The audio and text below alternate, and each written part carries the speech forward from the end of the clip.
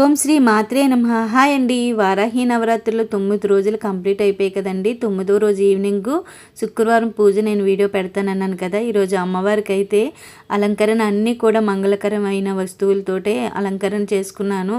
నాకైతే చాలా బాధ అనిపించిందండి. కళ్ళంటైతే నీళ్ళు తిరిగాయి. అమ్మవారు ఇంక తీయాలంటేనే నాకు మనసు ఒప్పలేదు అసలు. ఇంక ఈరోజైతే అమ్మవారికి ఇలా అలంకరణ చేసుకొని నైవేద్యానికి వస్తే అమ్మవారికి పానకం, వడపప్పు, అమ్మవారికి ఎంతో ఇష్టమైన చిలకడ దుంపలు, పళ్ళు అన్నీ కూడా పెట్టాను. అండ్ తర్వాత అమ్మవారికి తాంబూలం కూడా ఇచ్చుకున్నానండి. బ్లౌజ్ పీసు, గాజులు, పువ్వులు, తర్వాత అమ్మవారికి ఖర్జూరం అన్నీ, పసుపు కుంకుమ అన్నీ సమర్పించుకున్నాను. ఈరోజైతే ఇలా అమ్మవారికి పూజ అయితే చేసుకున్నానండి. తల్లి అందరి కోరికలు నెరవేర్చమ్మా, అందరూ ఏమడిగితే అవన్నీ కూడా ఇవ్వమ్మ తల్లి, అందరినీ చల్లగా చూడు అని చెప్పి అమ్మవారిని కోరుకొని దండం పెట్టుకున్నానండి.